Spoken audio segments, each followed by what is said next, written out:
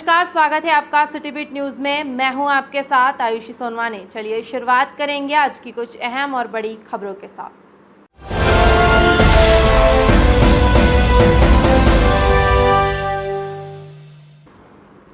बढ़ते कोरोना संक्रमण को देखते हुए सीएम का बयान, कहा 2,000 बेड की व्यवस्थाएं की जाएंगी। अगली व्यवस्था नए अस्पताल खड़े करने की है, सीएम ने बयान दिया है। उन्होंने कहा, बड़े जिलों में मैंने पहले ही कह दिया है, इंदौर, भोपाल, ग्वालियर, जबलपुर 2,000 बिस्तर के हमें अस्पताल त्याग करने हैं। इंदौर में बहुत अच्छी पहल हुई है। राधास्वामी सत्संग व्यास के द्वारा आप समाज सेवियों से चर्चा कीजिए, बातचीत करिए, बने बनाए जो सरकारी भवन हैं उनका इस्तेमाल करिए। मैं छोटे ज़िलों में भी कह रहा हूं, यह समय है हम कुछ नवाचार करें। 100-200 बिस्तर हम खड़े कर दें। कोविड केयर सेंटर से ऊपर की व्यवस्था भी हम करेंगे। अगली व्यवस्था नए अस्पताल खड़े करने की बड़े जिलों में मैंने कह दिया है। भोपाल, इंदौर, जबलपुर, ग्वालियर 2,000 बिस्तर के करने ही है भाई तैयार। इंदौर में बहुत अच्छी पहल हुई है जो हमारा राधास्वामी सत्संग व्यास के द्वारा। आप समाज सेवियों से चर्चा कीजिए, बातचीत कीजिए, बने बनाए जो सरकारी भवन है उनका इस्तेमाल कीजिए। मैं छोटे जिलों में भी कह रहा हूँ कि ये समय है कि कर दें हम कुछ नवाचार। 100-200 बिस्तर हम खड़े करते हैं। कोविड केयर सेंटर से ऊपर की व्यवस्था भी हम करें। बैरागढ़ सिविल अस्पताल भी बन सकता है कोविड केयर सेंटर।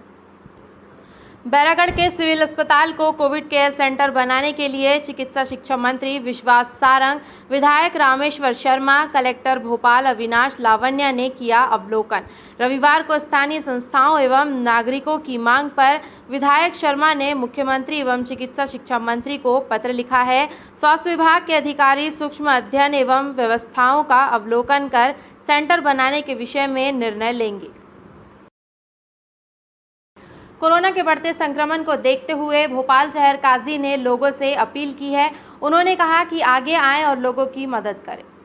भोपाल शहर काजी सैयद मुश्ताक अली नदवी साहब ने रमज़ान के महीने में सदके फित्र और ज़कात अदा करने के बारे में खुसूसी अपील की है और लोगों से उन्होंने कहा है कि हॉस्पिटलों में जाकर सभी कोरोना मरीजों की जहां तक हो सके वहां तक मदद करने की खुसूसी कोशिश करें। कहना है कि अपने साथ अपने पड़ोसियों का भी ख्याल करें कि आपके पड़ोस के अंदर अगर कोई भी है तो उसकी जरूरियात का पूरा ख्याल कीजिए। और खास तौर से एक बात की कहना है कि इस वक्त हॉस्पिटल के अंदर बहुत भीड़ लगी हुई है, कोई हॉस्पिटल खाली नहीं है। तो तमाम हजरात से, तमाम खासतौर से मालदारों से ये बात कहना है कि हॉस्पिटलों के अंदर जाइए, वहां जो भी जरूरतमंद है उसकी तमाम जरूरियात का पूरा ख्याल कीजिए। इंजेक्शन न मिलने से परेशान हो रहे हैं मरीज। ब्लैक में इंजेक्शन खरीदने पर मजबूर नजर आ रहे हैं मरीज। सर्वधर्म संघ के अध्यक्ष मंजूर बेग ने कहा कि राज्य शासन, जिला प्रशासन ने कोरोना मरीज के लिए बड़े पैमाने पर इंजेक्शन की व्यवस्था की है, लेकिन प्राइवेट हॉस्पिटल के संचालकों द्वारा मरीज के परिजनों से आज भी बड़े पैमाने पर पैसे लेकर उन्हें इंजेक्शन ब्लैक में बेचे जा रहे हैं, जिससे परिजन परेशान होते नजर आ रहे हैं। मनीष सिंह जी से अनुरोध करूंगा और निवेदन करूंगा कि जितने भी प्राइवेट नर्सिंग होमों में और हॉस्पिटलों में इंजेक्शन दिए जाए, वहाँ पेशेंटों की लिस्ट ली जाए, उनका आधार कार्ड लिया जाए, क्योंकि बड़े हॉस्पिटल के जो संचालक हैं, वहाँ के जो डॉक्टर हैं, नर्स हैं, खुलेआम 30 से 35 हज़ार और 40 हज़ार तक के इंजेक्शन की बिक्री कर रहे हैं, जिसकी रिकॉर्डिंग भी अब तो बाज़ार में वायरल हो चुकी है। इसलिए ऐसे लोगों पर FRI दर्ज हो, इन्हें बंद किया जाए और जहाँ भी इस प्रकार की कालाबाजारी हो रही है उनके हॉस्पिटल को बंद कर उन्हें रासुका के तहत गिरफ्तार कर जेल भेजा जाए। पूर्व महापौर आलोक शर्मा ने अस्पतालों को सौंपे मुक्ति वाहन। भोपाल नगर निगम के पूर्व महापौर आलोक शर्मा ने राजधानी के शासकीय व प्राइवेट हॉस्पिटलों को मुक्ति वाहन सौंपे हैं।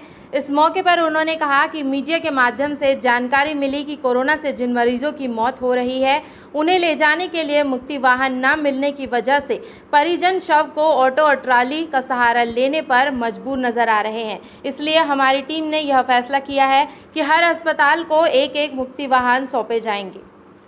के माध्यम से हमको ये जानकारी मिली थी कि जो भोपाल के प्रमुख अस्पताल हैं, हमीदिया अस्पताल, 1250 अस्पताल, एम्स अस्पताल, हमारा चिरायु अस्पताल, हमारा जेके अस्पताल, हमारा पीपुल्स अस्पताल, कई लोग वहाँ पे इलाज कर रहे हैं, वहाँ के डॉक्टर अच्छे से उनकी इलाज कर रहे हैं, उनकी सेवा करने का काम कर रहे हैं, पर वो हम सबको छोड़कर जा रहे हैं। बड़ा मन को दुख होता है।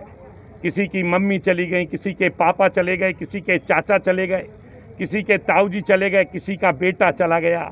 उनकी आंखों में आंसू होते हैं। कोई वो कहाँ जाए, किसके पास जाए।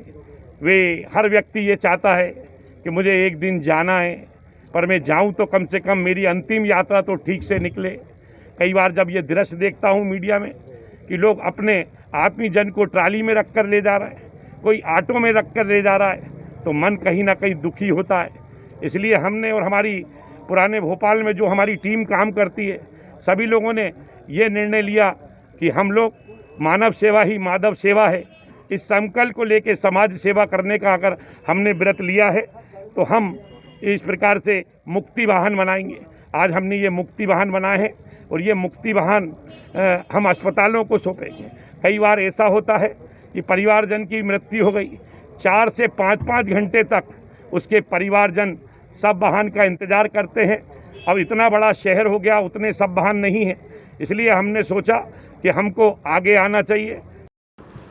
पूर्व मंत्री पीसी शर्मा ने सरकार पर कसा तंज, कहा पूरी तरह से विफल नजर आ रही है प्रदेश सरकार। पूर्व मंत्री पीसी शर्मा ने सरकार पर जमकर निशाना साधा। उन्होंने कहा कि विधायक, सांसद, मंत्री सब गायब हैं, कोरोना से बेहाल है कोविड सेंटर। इस मामले में पूरी तरह फेल नजर आ रही है प्रदेश सरकार। ये समझ में नहीं आ रहा है कि इंजेक्शन जा कहाँ रहे हैं, जो आते हैं, जो हेलीकॉप्टर दिखाते हैं, बक्से दिखाते हैं, तो ये अस्पतालों में क्यों नहीं पहुंच रहे हैं।